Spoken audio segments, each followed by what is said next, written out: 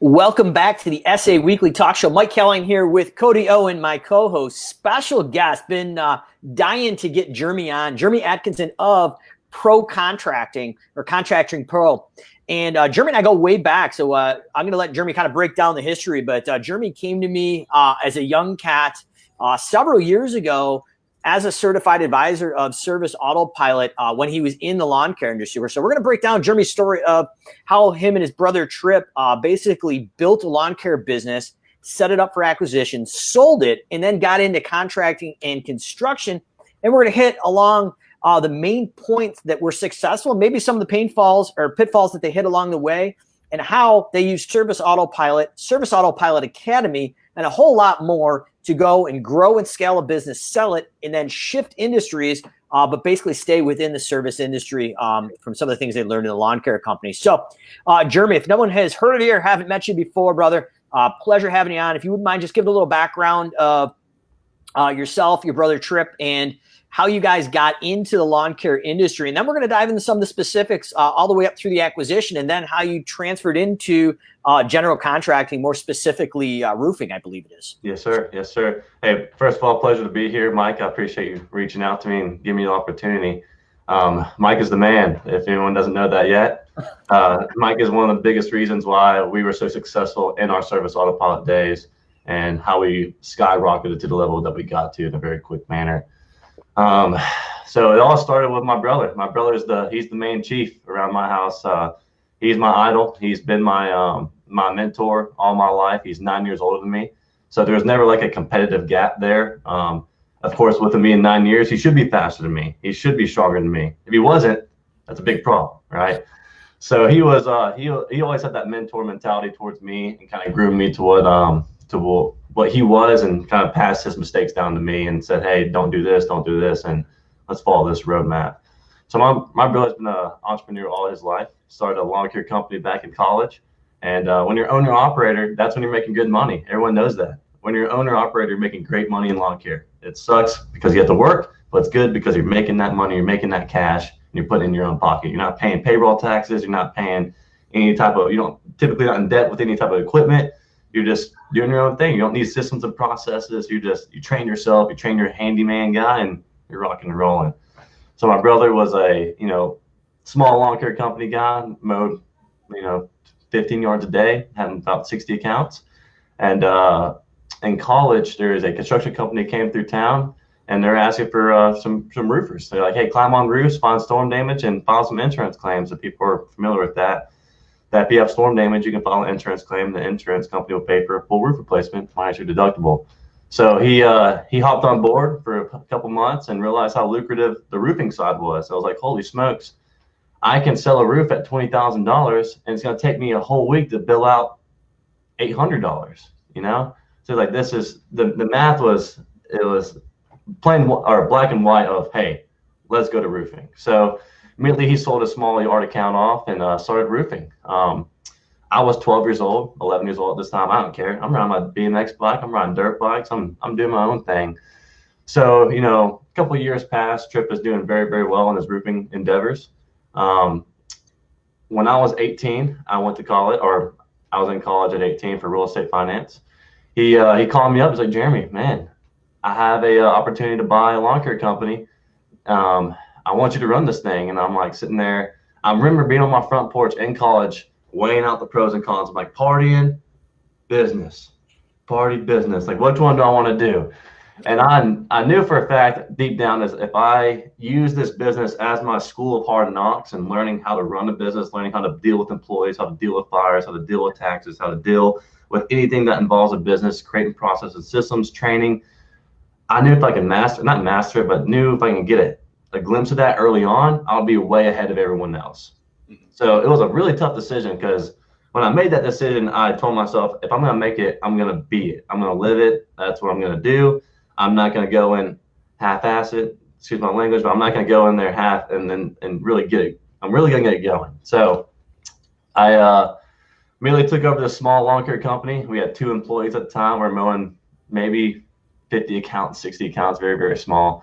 The first thing I did was I looked up bigger companies, and this is when me and Mike Callahan crossed paths. So Jeremy, if I can stop you there for 1 second, just diving in. So one thing actually I didn't realize, and I want to clarify this because this is an interesting turning point in most people's lives. At least it was in my own as well. Did you actually drop out of college or continue college? Where was that? I mean, obviously from going to, let's call it out, like books and beer pong is what I was into pretty much at that point. Did you go from the books and beer pong to straight into lawn care? Were you doing both at the same time? What did that transition look like? So I know a lot of people in this ecosystem are looking at it going, well, I'm kind of in the same boat as Jeremy and Callahan at this point. I've got this business. It's not huge, but it's paying some bills. And a lot of people are like, should I go that college route? Or if I'm in college and I've got this business, do I need to continue the college route? So I'm just kind of curious, where was that transition in your life? And if you could do it all over again, was there some pros and cons of that? Yes. So I told myself is that if I was going to do it, I was going to not quit college immediately. I was going to organically build my business to the point to where I could not be in college anymore. So that took me 6 months until I built the business to the point where I was like, okay, I cannot be in this. Because once you get in even with 4 employees, which is a very small number, you still have so many problems that happen, whether it's this little tiny piece of grass on this guy's patio, or, hey, you spilled some gasoline on my yard. What am I going to do here? It's like, there's just so many small fires and big fires that happen throughout the day that when you're in an exam and you're getting phone calls about a legit customer issue, the exam's important, but my brand and my name on that person's yard was that's your billboard. So that was my most important, was the customer experience. And that's what I, again, learned from Service Autopilot, is the customer experience is everything. And that's where I really wanted to make sure everyone had a good out of sight, out of mind experience, where the lawn care wasn't even a big deal to them. All they did was give me their credit card, and guess what? I'm on your yard every Tuesday at 7 a.m. And I wanted to make it as easy as that for them. Awesome. So you basically made that jump. It took like 6 to 8 months, probably around 6 months, which is shockingly fast. But knowing you, that doesn't surprise me by any means. So you basically left school, and then it was definitely a full-time endeavor of lawn care. And Tripp, your brother, had obviously still been doing the roofing thing, but he given you this opportunity to run this lawn care business and kind of cut your teeth and do your own thing. Obviously, I'll let you take in from there, but I just kind of want to put some context to that, because I know a lot of people are dealing with that decision on a daily or weekly basis. When do I move to this business full time, or even if I've got a side gig, or as a side gig, a lot of folks in the SA ecosystem are either paramedics or firemen, and they're doing this on their days off. So I think even if you're not in school, I think there's some lessons to be learned there from Jeremy, how he actually planned that out. So I'm sorry to interrupt, but I wanted to at least kind of break into that. I think the reason we grew so fast is because I reached out to you, Mike. I reached out to 3 people online. Mike was one of the bigger guys that I found. I reached out to 2 other big guys. I sent them a simple message. I said, hey, I'm 18 years old. I got a small lawn care company. I'm not trying to recreate the wheel here. I'm just trying to build the systems and processes out early on, so that way my back end office was a $3 million lawn care company, but we're only billing out $100,000. But it's ready, it's templated, it's ready to just be born into that. So I didn't explode until I met with Mike, and me and Mike sat down for the first time. Had to pay him an hourly rate to get with him, and I was perfectly fine with it. I said, hey, this is learning. This is gonna jump me from this level straight up to here immediately. And I knew that, and I knew if I could take Mike and listen to what he was telling me and actually apply it, because I think that's what everyone's good at. I think everyone's good at telling someone what to do, but no one's good at implementing that. I think that's the hardest part, is actually taking action and being diligent with your time, because as everyone in lawn care knows, it's so hard to get off that truck.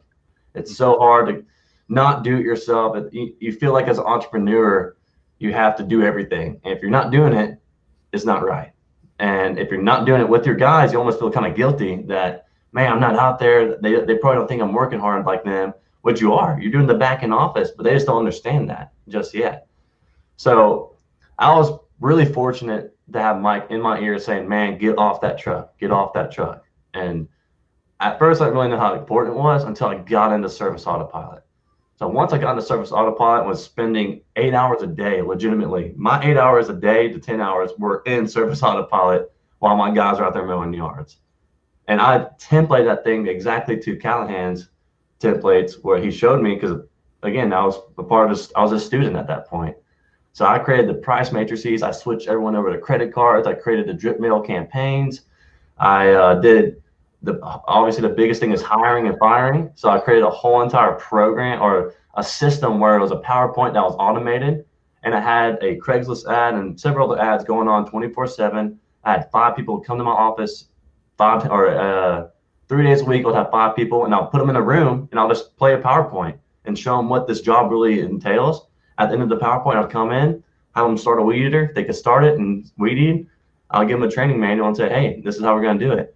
If they couldn't start a weed eater, I'll say, hey, you're ranked C, and I'll call you my very last if I really need you. But I always, every single week, I have about 15 people go through my service autopilot system, and I rank them A, B, C, just like Callahan was telling me.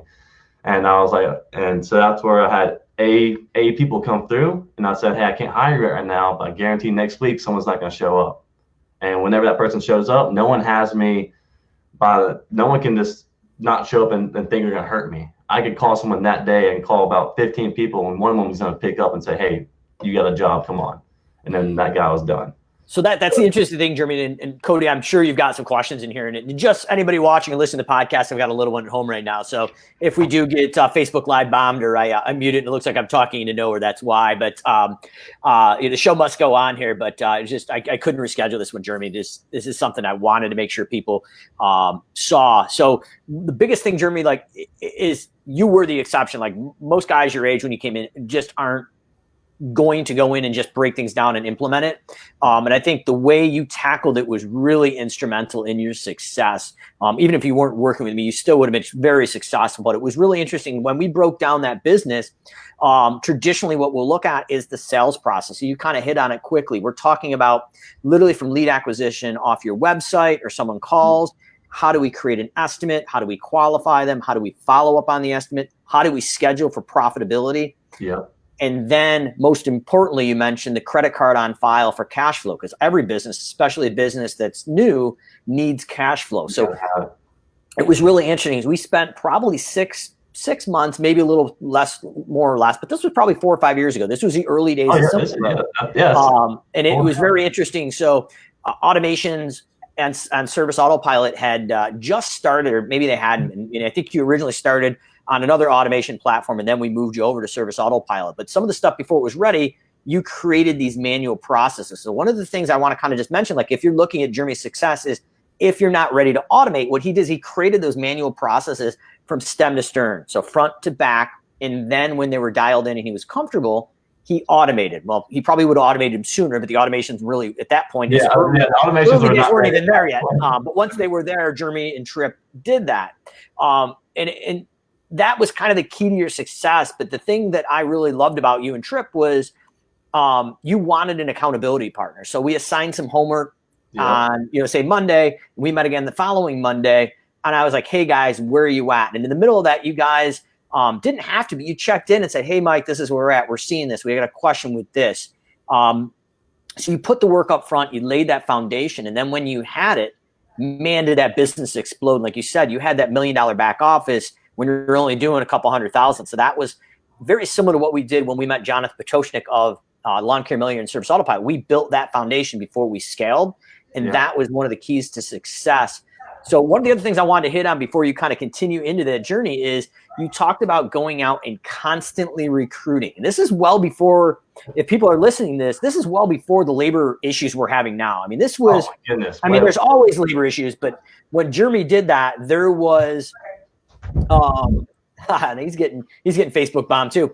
So basically when Jeremy did this though, this was before the major issues we're having now, but he took that methodology that we recommended, and Jonathan Potoshnik and I, when we were doing regional events at that point in person, we're talking about building that virtual bench.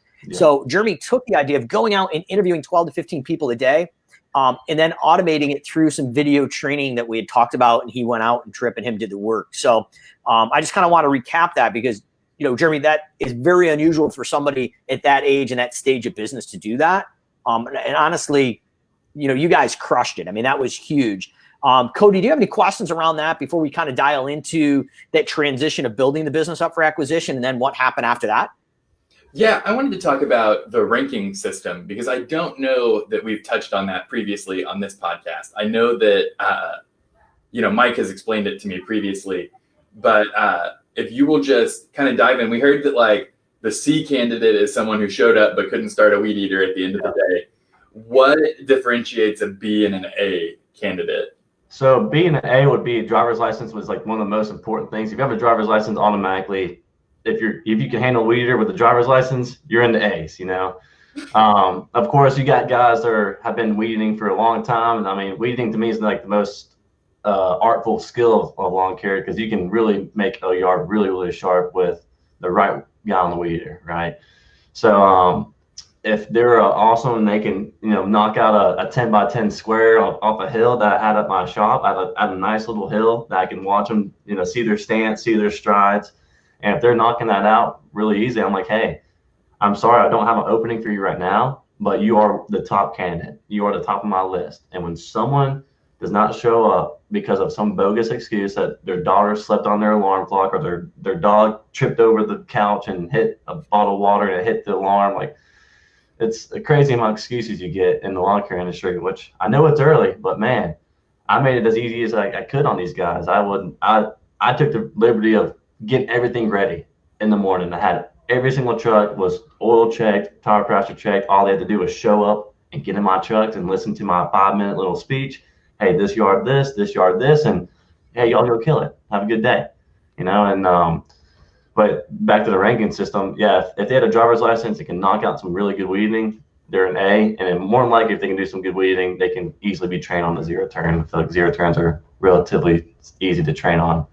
But a B and an A would be definitely driver's license for sure. If you have a driver's license, that's always good. And you hit on something there, Jeremy, too, as well. Did you have them watch a video, or was there something standardized, a slide deck or something you said that you would actually show these folks before they actually did that? So if you wouldn't mind just kind of hitting on that, because I'm curious. Well, I kind of know, but I'm kind of curious. I think the listeners will be curious of what that entailed. It was that, did that help in that process, or at least clarify what they were getting into as a potential employee? Oh, yeah. So it helped me basically take away employees that I knew that I didn't want. And I want to take away employees that didn't want to work for me in my environment. Because when you think of lawn care, it's a very broad spectrum. Like there's commercial lawn care where you don't have to look that good. You can just, be in the weeds all day and not really care about anything. You're just doing this land clearing almost, right? And then you got what I wanted. I live in a pretty high-end area called Carville in Germantown, and I wanted to have, in my eyes, I wanted to have the most professional landscaping company. I wanted khakis. I wanted tucked-in shirts. I wanted a hat on. I wanted everyone to look the same, everyone to be the part of my business. And if you did not have that mentality before coming in, I wanted to show you what my mentality, my vision was. And if you knew that you didn't fit that mold, then at that point you knew like, hey, this is a good spot for me. Mm-hmm. But that PowerPoint ultimately was to get people ready to what kind of hard work it is. Because when you think of lawn care, like, oh, I might mow 5 to 7 yards a day. No, the efficiency of Service Autopilot allowed me to deal with optimizing my routes. We were mowing easy 25 to 30 yards a day. That's what I expected. And my drive times were no more than 4 to 5 minutes between yards. So that's where everything was optimized. I wanted them to understand that, hey, this is not easy. This is an efficient business. Like this is going to take effort for you to do this. So I showed them the kind of counts we mowed, kind of mow patterns that I did, what kind of weeding that we did. I did not weed or did not edge on weeders. We used the edger because we had like that gap that forms over time. I just showed them basically the cleanups, the giant cleanups, the mulching jobs, like everything that is to do with the simple lawn care. I showed them pictures, befores and afters, and what kind of work it entails. And that way they knew what they were getting into. Because with the Craigslist, you get everyone. And Craigslist, you get everyone. So I had a couple of females that worked for me that were really, really good, but also had some females that, that didn't know what they were coming into. And that PowerPoint immediately told them. And they're like, hey, yeah, this is not obviously a fit for me. And I was like, yeah, I'm glad that we didn't have to waste anyone's time because that PowerPoint was automated. I wasn't in the room during that PowerPoint. I just let them watch it. And then I would come back into the room and say, hey, what's going on? So what do you think? And they're like, yeah, this is something I can do. I'm like, okay, then let's go to the back shop and we'll start the manual test. But at that point, most people weeding themselves out after the PowerPoint. They're like, hey, I don't think I can keep up with the pace. I don't think this is not the position I really wanted to be. And no harm, no foul. See you later. So Love that it. taught me to vent or siphon through those people real quick and not waste my time, not waste their time. That's the most important. Time is the most important. Everyone knows that. Jeremy, you mentioned something kind of in passing there that's really impressive that I'd like you to talk about. You said that you guys had your drive time down to no more than 4 or 5 minutes between properties. Can you talk about how you guys built that density? So first, it's pick and choosing your yards, right? So people call you all the time, like, hey, can you put me on your weekly schedule? If you were not in one of my Monday through Friday optimized routes in that little area, you're not in it. And we dense in those routes by doing 9 rounds. I think I got that from you, Mike, is doing 9 rounds. I can't remember. Yeah, that was originally, you got to give credit where credit's due. Jonathan Potoshnik was the godfather of 9 rounds. We kind of put our own little spin in. I think we actually made it 12 rounds just to kind of get a little deeper in there. But yeah, Jonathan, it's something Jonathan came up with his company, City Turf, and you may have also got reinforcement of that in Service Autopilot Academy as well. But I'll let you kind of talk about the rest of that as well. So doing 9 rounds is definitely the most impactful way to densify those yards. After doing 9 rounds, I mean, marketing and lawn care is kind of tricky in my eyes, because marketing, when you think of marketing in a big aspect, it costs a lot of money to market. Okay, it's not cheap to market your brand properly, especially if you don't have a brand and you're not marketing really anything. You're not connected to the community. You're not doing anything for community. You're not sending out informational stuff. Like, marketing is kind of hard in the lawn care side. So between 9 rounds and a lot of Facebook, I think that's where I got the Facebook stuff from. Facebook was definitely helpful, because I think, Mike, you showed me that I could mow a yard, post a picture of that yard, and then optimize my ad around that yard to where I could spend $50, which is a pretty significant amount in the Facebook marketing at that time, and I can just hit those people right in that neighborhood continuously, and they can see my yard, and they'll drive past and be like, "Oh, that's the yard I saw," That's awesome. And then they'll get a 9 round. And so, like, you need about, I think the statistic was like 7 to 8 touch points before someone says yes, and that's where it took a while, but then those routes start to densify, and once you have 25 yards in a route that you're mowing by 5 o'clock, that's when the good stuff happens. And then you can take it a step further and start doing budgeted hours. And that's when the really fun stuff starts to happen for your crew. But we'll go into that later. Yeah, so I mean, it was unbelievable. Like, I would literally just lay it out to Jeremy, and he just trusted the process and followed it. Between SimpleGrowth and Academy, like, these guys they were doers. They didn't necessarily question it. They just went out and executed, and they executed. Once it worked, they just continued to double down. So just kind of a, kind of Cinderella story. I mean, it's just unbelievable. You don't find most entrepreneurs just trusting a process and going at it. But I think that's part of, like, your guys' success, just outside of grinding it out, but literally just sticking to a process and consistently doing it. And obviously some of the Facebook things have changed over the years, but back in the day, I mean, that was kind of the approach. So absolutely. So as you kind of went into that, can you mind just kind of diving in how you actually went out and sold that business? And then we'll talk about how you jumped into the next industry. Yeah, for sure. So first, before I sold it, I had to make sure everything was pretty much turnkey. So of course, the easiest turnkey was scheduling. Scheduling was always automated onto my iPads. Everything was easy on that end. Pricing, I love my pricing. My pricing was huge with Service Autopilot. So I actually had a call script for my admin lady where the call would come in. She would say, "Hello, it's Matt Along Landscape." Like, "Hey, I'm looking for a price. When can you come out?" "Oh, no, ma'am, I can measure it right now and give you a price over the phone." And so I had a whole call script where she could talk on the phone, and within 5 minutes, she would have a price in their email box that said $45.17, because it was to the cents on the price matrix, right? Mm-hmm. And that was the one thing, Jeremy, I got to give you credit for. Like, we did the numbers, and I was like, dude, whatever the numbers are, you just do it, not emotionally. And you just were like, all right, cool, we don't need to round it up. Like, and it was kind of cool, because you're like, well, I can just tell them it is what it is. That's your exact price to your square foot. Exact price. That is your exact square footage. And that was a talking point on the phone, because you don't want that dead period to be like, oh, well, let me measure it out, and then, okay, here's, like, it took a minute for you to measure it out, because you don't want to measure the house and everything. You want the right square footage of that home.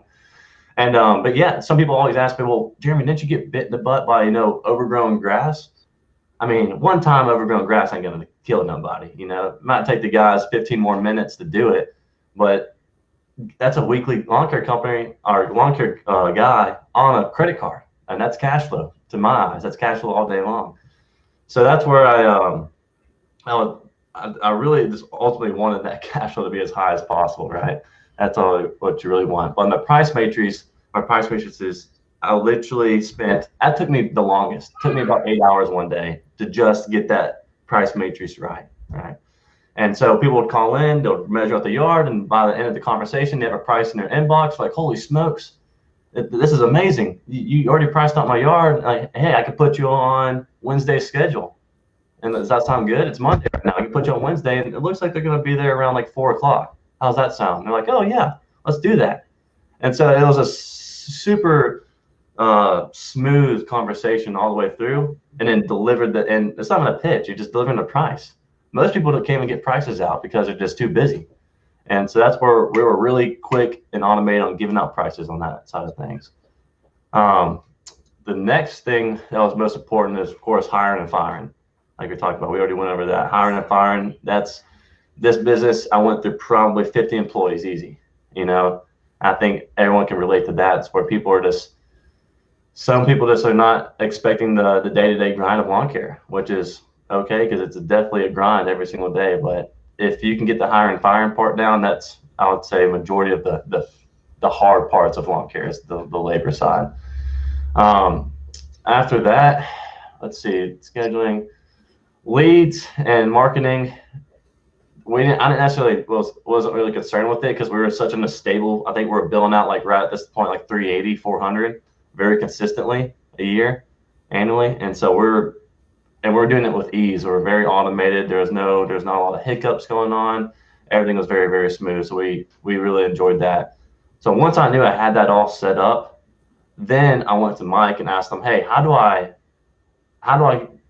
value this business? I didn't understand how to value it. I was like, I don't know what the true value is, because it's all volatile. It's like if you bought my lawn care, Cody, they might not like your hair. They might just fire you because of your hair or something. Like, you don't know what's going to happen when you sell the company, right?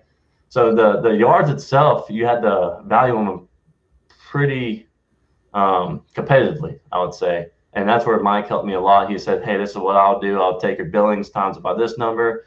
I'll take your assets. If you want to make a margin on your assets, so be it. But we basically took our assets, took our monthly billings, times it by either 2 or 3, can't remember, and then created this number. And it wasn't a crazy amount, but it was a nice 6-figure number. And then we took it to the market and just told people about it. Said, hey, we have a company and this one, Service Autopilot, again, this is 4 or 5 years ago. This one, Service Autopilot, was just now kicking off and getting really, really good traction through the lawn care company. So people all over the nation are starting to understand what Service Autopilot was. Mm-hmm. And so we were one of the first companies, or probably the first company here in Memphis, to truly use Service Autopilot the way it was intended to use, have it already templated out, and then show it to these next buyers and say, this is how you're supposed to use it. And if you don't use it, you're just losing out on the benefits from it. Yeah. Sweet. So a couple interruptions in here, but we knew that was probably going to happen. But I appreciate breaking that. I know if I missed anything there, but now that you've kind of sold this lawn care company, Jeremy, now you've moved over to Contractor Pro. And one of the things I wanted to hit on, obviously I'm going to probably intermittent for the rest of this interview, but you talked about how you use Service Autopilot and Jonathan, or maybe even Jason Cupp on one of the it might have been Jason Cupp's, but it was a customer-centric model. And that perspective helped you actually with Contractor Pro. So would you mind kind of just dialing in what that customer-centric model looked like and how you took some of those winnings out of Service Autopilot Academy, applied it to not only your lawn care business, but actually your secondary contracting business? So whether you're in lawn care, pest control, home remodeling, some of the things we're talking about are really service business centric. It really doesn't matter. So would you mind kind of breaking that down, and then we'll kind of tie it into how you moved into the contracting business, and maybe even hit on a little social media at the end if you've got some time. For sure. So I remember it was Jason, I'm pretty sure, and I have the Service Autopilot Academy sheet at my desk at my office still. of this exact one because it resonated so well with any service industry. This is, like Mike said, this should go with any service industry out there. The model that Jason was saying is that every business model is typically, a big old triangle with the CEO at the top, CFO, admin, labor, and then you got your your customers at the bottom. Well, Jason had this interesting concept of, not interesting, but it's very logical. They switched that triangle upside down where customers are at the top now. Mm-hmm. So everything is revolved around the customer's experience. And if you give the customer an awesome, seamless experience, they're going to recommend you. And if you get referrals, that everyone knows word of mouth is the most powerful way to do business. Word of mouth is amazing. So with customer centric, we strictly just wanted when the call comes in, of course, someone needs to be answering that call 9 to 5, right, or 8 to 5. That call needs to be answered. When that call is answered, it needs to be logged. It needs to be logged appropriately. It needs to have the conversation that was said. Date and time needs to be set for the estimate, whatever that may be. It needs to be all logged and tracked, right? Once it's all logged and tracked, the appointment's set for Thursday at 10 o'clock a.m. My admin office is doing a follow-up call on Wednesday and saying, hey, are we still good for Thursday at 10 a.m.? Yes, we're still good. Great. Well, Jeremy's going to be out there at 10 o'clock, right? So then I go out there on Thursday at 10 o'clock. Even when I'm heading there, I call it again. And I say, hey, just want to make sure that you didn't have an emergency with the kids this morning, or just want to make sure you're still good this morning for our 10 o'clock appointment for the roof or for the lawn. And then when we get to the lawn or get to the house at 10 a.m., we'll do the appointment. We'll log that appointment back into the system. So everything is tracked. Everything is traced. There's no lead that comes through our system that was falling through the cracks. Mm-hmm. And that's, again, about the customer service. If you're a customer and you fall through the crack, you feel like it's significant. You're just like, oh, this company doesn't care about me. And it's not that we don't care. It's that your systems aren't updated enough, or you're just not organized enough to get every customer and capture that customer. And if you can't capture, 3 out of 5, that's a big deal, because 3 out of 5 people are going to say, yeah, I didn't even get a price from them. They didn't even give me a call back. They didn't even set an appointment with me. Like, that's interesting. Well, they came out right on time and gave me a price that day. So if you have a really good organized system, you're going to be able to get every single customer the same experience. And if you can give everyone the same experience, that's what really matters. Because if you can't give everyone the same experience, everyone's going to have these wishy-washy reviews, and now you don't have a reputable company. Yeah. But that comes down to training, and everyone knows training is the hardest thing to do. Training is extremely hard. So what did y'all's training process look like to really drill that culture of excellence into your admin staff? Training wise, luckily for us, everyone that was kind of in their wheelhouse, we assign lanes. So I'm assigned the sales lane. We have a marketing lane. We have a production lane. We have an admin lane. We have a back office lane. So luckily for me, everyone was already so good at their lanes that there was really no training needed for those people in place right now. Mm-hmm. The training that is need to be implemented now is necessary just for every position. So every position, we're trying to basically document what they do and have it on a piece of paper, have it on a video or something like that, and store it. Again, that just takes time, and time is not easy to come by, especially when you have when you get to the office, you think you're going to have this great, organized day, and then you get there and then this person calls, they have this email, and then this fire happens. So it's hard to get organized and create these training manuals. But as for training right now, we're doing more so ride-alongs and just watching, and we're trying to spend as much time in educating the guys we can and pouring into them. And as we're doing that, we're trying to document the stuff, so that way eventually we just have a hand manual and saying, here it is for the contract and pro side. For the lawn care side, it was relatively easy, because you can create photos and say, this is how I want you to weed eat, and post a picture right there. For real salesmanship, that we do retail sales is a whole different story than, of course, doing some yard. So that's a whole another training that you need to do. But it's imperative that you have some sort of training, because if you don't have any type of training, you're not pouring into the guys with kind of actual motto or kind of brand that you're trying to push out to the public. Like our brand at Contractor Pro, kind of like our slogan is, our slogan at Mata was, we don't cut corners, we don't cut corners, we cut grass, or something like that was our motto at Mata. A little simplistic one. At Contractor Pro, we say, doing what's right, not what's easy. And that's because in roofing, it's very easy to do a very simple little kind of 4-year fix versus doing the real hard fix that's going to last 25 years. Mm-hmm. And no one's ever going to know because it's on your roof. So we at Contractor Pro, we just want to be known as, again, the most professional, most customer centric about customer experience. Just want to make sure that everyone gets the same exact treatment than the last customer did. And if you can do that every single time, then you're really doing something special. But it's hard to deal with people, dealing with unpredictable things all the time. Man, just blown away. I don't know about you, Cody, but just the consistency of driving that purpose and everything else. And just, I know obviously you've got a compacted schedule there, Jeremy, but just to kind of bring it home, and hopefully I can at least stay on the screen here for a few more minutes.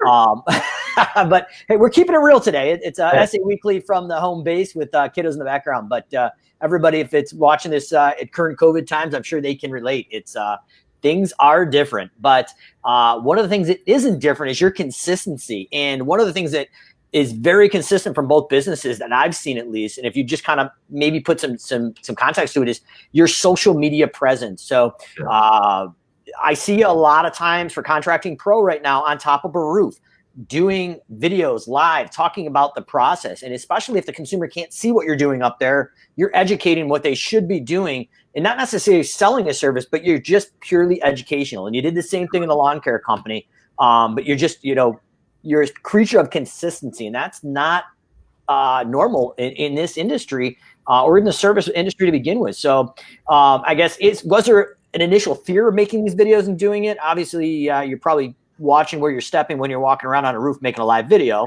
That may add to the viewership. Who knows? Yeah, it's a little risky. Would you mind just breaking down kind of the high level theory of social media and video, and how does that play into your service businesses? So in social media for me, so we actually have a lady that's designated just to create Facebook posts all the time. And of course she did at first didn't know about anything about roofing, but now we've educated her about certain things, and every piece of content we want to put out wants to be educational. We don't want to force something like, oh, buy a roof today, $100 off. No, we want you to be educated. So that way, when you call us, we can then go a step further and educate even more, and then present your price. We want to set ourselves up at the expert level, where we are the top tier experts. But that's when it comes to sales, you can do it, in my eyes, you can do it 2 different ways. You can be the salesman that forces it down your throat and says, hey, sign here today and 15% off, or you can be a salesman that is pure educational, that just goes over the nth degree detail. That way, every single thing that's going on, and then you can compare apples to apples to everyone else. And that's what we do as a company, is we educate everyone to the nth degree, to where when the next roofing company comes, when the next window guy comes, when the next bathroom guy comes, they already know all the knowledge, or they probably don't retain all of it, but they retain some of it.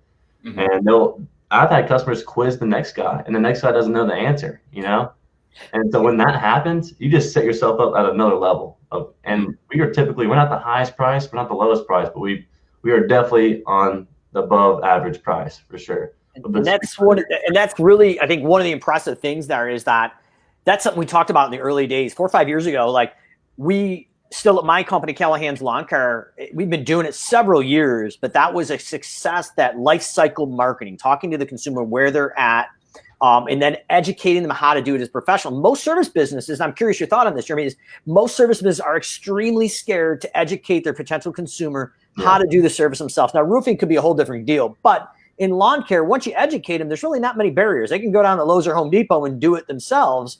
But you took faith in that idea and really have mastered it in both businesses. Was there any hesitation to actually tell your consumer how to do the service they're trying to hire you for? Or was that actually a compounding effect that it sounds like it was a game changer, because now you've empowered them to actually select the most qualified business? I think if you're nervous, it's because you're not comfortable or you're not confident that your knowledge is true. So if your knowledge isn't true, don't speak it. But if you have true knowledge that you've seen with your own eyes and it works, then speak it. Just like if I was in lawn care still and I knew the science behind phosphorus and mulching the grass, and I would be preaching that all day. I'd say, hey, this is what you need to be doing, because the mulching kit does this, and this is the grass, and your grass is going to be thicker. And if you know that at the bottom of your heart, that's true science, you can be able to preach that to the world, and no one's going to be able to argue that.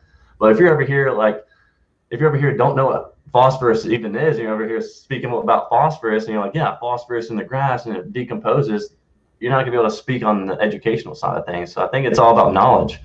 If you know the knowledge and you know it for real, you're gonna be able to speak it with confidence. And if you don't have the confidence, people are gonna see right through you. Yeah. Love it, brother. I can't thank you enough. We got a third co-host here, Rory Callahan, just joining the team. But brother, I can't appreciate it enough. Love everything you're doing in obviously in Contracting Pro, and you got to tell Trip, the SA community, myself especially from SimpleGrowth, says hello. But nothing but success for you and your brother in the future, and really appreciate. On a side note, having faith in myself and the SimpleGrowth team in the early years. But if you're watching this, you're curious if you can scale a business to sell it. And then repeat that success and double down. Jeremy right here is proof that if you put a process in the system and use a product like Service Autopilot, it's doable. But it's not just the software. It's having the ability to put in the time and follow a process and system, be consistent. And you're looking at the consistent kid right here. So, Jeremy, hats off to you. I was telling Cody, if things don't work out here in the contracting business, we're going to do health and fitness here. If you're looking for some health and fitness tips, the kid is killing it. No, I appreciate y'all having me on, and I think if everyone stays consistent and doing what they want to do, they're going to achieve those goals. But the hardest thing to do is waking up every day and getting after it. And if you can do that every single day and make a long-term goal and shoot for that goal, you're going to get it. It's inevitable that you're going to get it. But if you do not sit down and make those goals, you're never going to get anywhere. And I've learned that from Mike. I've learned that from my brother. This is not me just as a kid saying that. I've had amazing mentors, and that's why I'm here today. It's because of mentors.